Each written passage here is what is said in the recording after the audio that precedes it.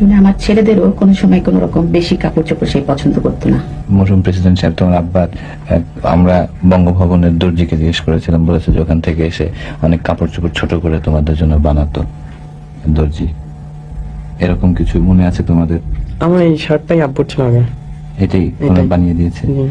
তোমার মনে আছে কোকো এরকম কোনো আমার দুটো প্যান্ট ছোট করে বানিয়ে দিয়েছিল। তোর আব্বার প্যান্ট ছোট করে একসময় বানিয়ে মধ্যবিত্ত কিংবা দারিদ্র ফ্যামিলির একটি চিরাচরিত চিত্র ছিল যে বড় ভাই কিংবা বাবার ছোট হয়ে যাওয়া শার্ট প্যান্ট ছোট ভাই কিংবা ছেলে পরতো।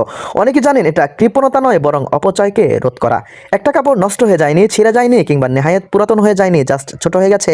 এটাকে আরো কাস্টমাইজ করে ছোটদের পরানোর মতো একটি ট্রেন্ড জিয়া পরিবারের ছিল, যা অনেকেরই হয়তো অজানা। এটা আজ 2025-এর সুশীল সমাজে একটি চিন্তার খোরাক জুগিয়েছে। জিয়া পরিবার কত সাধারণ ও বিলাসিতা মুক্ত জীবনযাপন করেছে। দোয়া করি তাদের আমলনামায় ইমানের শেষ অংশটুকু অবশিষ্ট থাকলে আল্লাহ তাআলা তার বদৌলতে তাদের জান্নাত দান করেন। আমিন।